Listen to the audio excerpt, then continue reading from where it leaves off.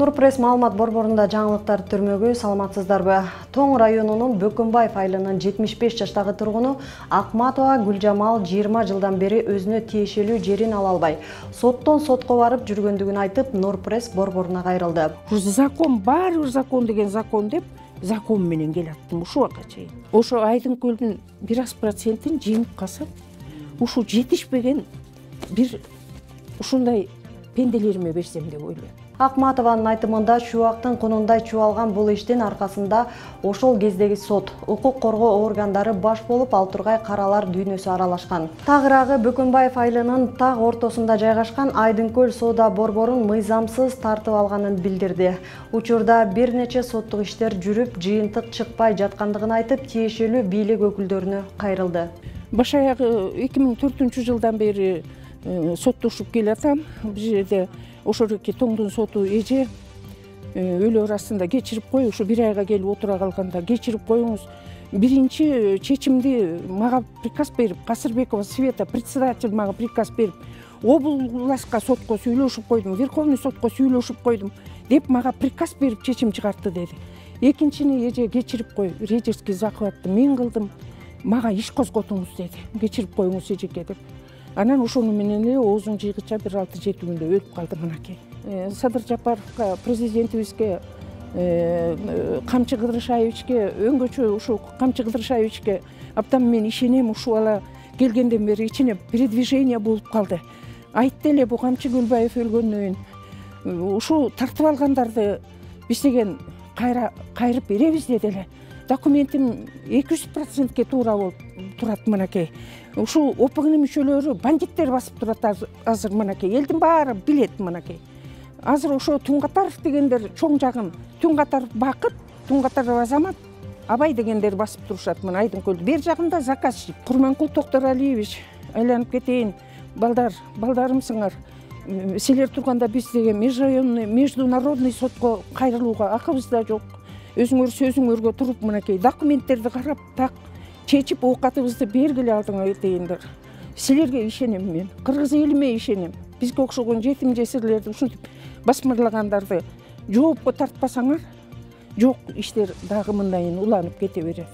Тоң районунда каралар аралашып, бирөөнүн менчигине көз артып, мыйзамсыз тартып алган учурлар ондоп саналат. Мындан улам Нурпресс маалымат борбору жактоочулардын коштоосунда көз салып, жакынкы күндөрү журналисттик иликтөө жүргүзүүнү туура таптык. 17 январда Бишкектин 1-май райондук сотунун чечими менен 11 журналист 2 айга камакка алынган. Тактап айтканда алар 13-мартка чейин Бишкектин тергөө абагында отурат. Алардын ичинде азыркы учурда биздин маалымат борбордо иштеп жаткан кесиптешибиз Жоодар Бузумов да бар. Баса белгилей кетсек, Бузумов Темиров Лайф басылмасынан кеткенине жарым жылдан ашкан. Ошол эле учурда Жоодар Бузумов Темиров Лайф каналында иштеп жүргөндө бир да жолу мыйзамга каршы келген атайын репортаж, журналисттик иликтөө жана башка буга окшогон макалалар даярдалып чыгарылбаганын баса белгилеп кетмекчибиз. Мен жактоомдагы Жоодар Бузумовго Кыргыз жазык кодексинин 278 беренесинин 3-бөлүмү менен айып тагылды. Ошого байланыштуу Бишкек шаарынын 1-май райондук соту 17 январда баш короо арасын карап, 13 мартына чейин СИЗО 1ге камоо токтомун чыгарды. Бул токтоо менен биз макул эмеспиз, бул токтоо мыйзамсыз. Себеп дегенде бул ишке, дегеле бул беренеге Бузумов Жоодардын эч кандай тиешеси жок. Темир Лайфты иштеп кеткенине жарым жылдан ашып кеткен убакыт болгон. Ошол эле учурда Бузумов Жоодардын бир дагы мыйзамды бузган макаласы, атайын репортажы же журналист иликтөөсү жарык көргөн эмес, бул багытта ал иш алып барган эмес. Ошол себептен биз 1-май райондук сотунун токтоо менен макул болбой, бүгүн 19 январда Бишкек шаардык сотуна апелляциялык даттоону тапшырып келдик. Жоодар Бузумовдун Нурпресс маалымат борборунда иштегенине 5 айдан жүзү болду. Ал арада Жоодар журналисттик иликтөө жүргүзүп, бир топ маселелерди тартып чыгарууга үлгүрдү. Жаңы төшөлгөн асфальт кайра сырылып, сүрдүлүп жатат. Буга эмне себеп? Тилекке каршы андай аракеттердин бирин да көргөн жокпуз. Биз азыр Тоң районуна караштуу Карашаар айылында турабыз. Уюшкан кылмыштуу топтун мүчөсү Алтынбек Ибраимов абактан чыкты. Журналисттердин үйлөрүн тинтип, кармап, 2 айга кармалышына Кыргызстан эле эмес, дүйнө коомчулугу кабатырланууда. Ошол эле АКШнын мамлекеттик департаменти, эл аралык басма сөз институту, Орусиянын көз карандысыз журналисттери дагы бир катар уюмдар Кыргызстандагы мындай көрүнүшкө тынчсыздануу менен коңгуроо кагышууда. Бишкектеги Берекет Грант жана Берекет Универсал соода борборлорунун негиздөөчүсү менен башкы директору кармалды. Алар аталган соода борборлорунда коммерциялык жайларды сатып алуу боюнча жасалма келишимдерди түзүүгө мажбурлаган деп шектелүүдө. Бул тууралуу УКМКдан билдирди. Маалыматка ылайык, алардын баасынын чарчы метри $500дөн $2000 чейин болгону. Мындан тышкары ишкерлерди $500дөн $1000 чейин көмүскө компенсация төлөөгө мажбурлашканы айтылат.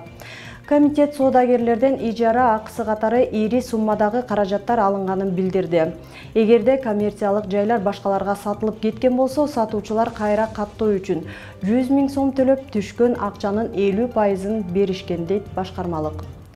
Саламатсыздар кыргыз эли, биз Берекет Универсал базарынын Берекет ынтымак профсоюзунун председатели Омонова Жучкара Табалдыйнан биздин карапайым соодагерлердин 30 жылдан берки арыз муңу материалдык жактан чыгымдарга, мыйзамсыз чыгымдарга учураганыбыз, андан сырткары моральный жактан дагы 30 жылдан бери ушу базарды Берекет Зао Берекеттин жетекчилиги кыйнап келгени боюнча мына чоң мамлекеттик деңгээлде Камчы Кыдыршаевич анын кызматкерлери бардыгы бир добуштан тыгат мыйзам чегинде иштеп чыгып, ушу биздин суммалап миллиондоп алган мыйзамсыз жерлерибизди моралдык жактан элди кыйнагандыгы боюнча баарын айтып чукуп чыгышты, мыйзам чегинде иштеп атышат.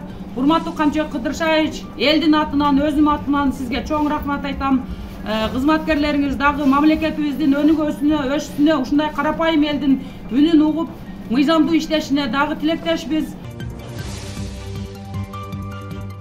Бүгүн 19 январда Бишкекте тик учак кырсыгында каза болгон Жайыл Самудинов акыркы сапарга узатылды. Ал 24 февралда 30га чыкмак.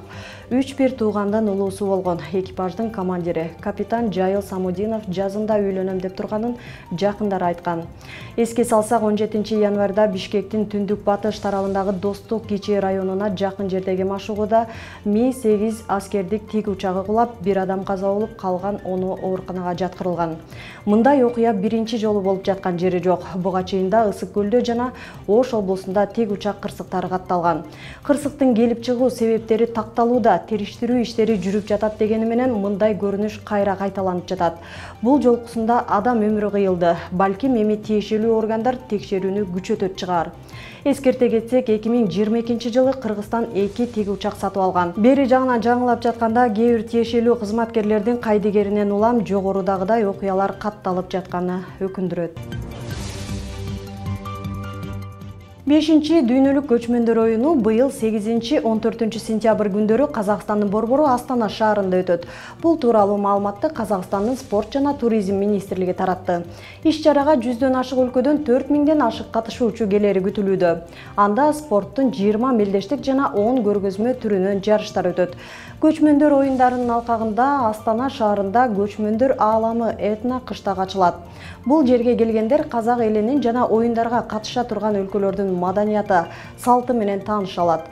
Дүйнөлүк көчмөндөр оюну Кыргызстандын демилгеси менен 2014 жылдан бери өткөрүлүп келет.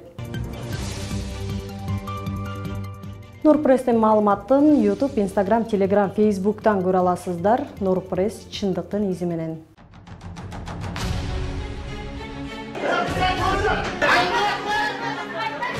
Өлкөбүздө адам укугу жаатындагы көйгөйлөр кайсыл бийлик келбесин күн тартибинде турат. Укук коргоочулар канчалык коңгуроо какпасын, укук коргоо жаатындагы иштер алдыга деле жылып кеткен жок. Темир тору артында акыйкаттык издеп үмүт менен жаткандар канча. Дал ошол себептен Нурпресс маалымат борбору тажрыйбалуу юристтер менен биргеликте укуктук талаада иш алып барат. Ошол эле тергөөнүн бурмаланышы, сотко болгон ишенбөөчүлүк жана мыйзамдагы карама-каршылыктарды коомчулукка алып чыгабыз. Эгерде сиз сот, милиция, прокуратура тарабынан укугуңуз тебеленип жатса, анда бизге кайрылыңыз. Талдоочу журналист жана тажрыйбалуу жактоочу юристтер менен биргеликте сиздин укукту бирге коргойбуз. Кыргызстандын 7 дубанын кыдырып, окуянын чоо жайын жеринен чагылдырып иликтөөгө алабыз. Нурпресс чындыктын изи менен.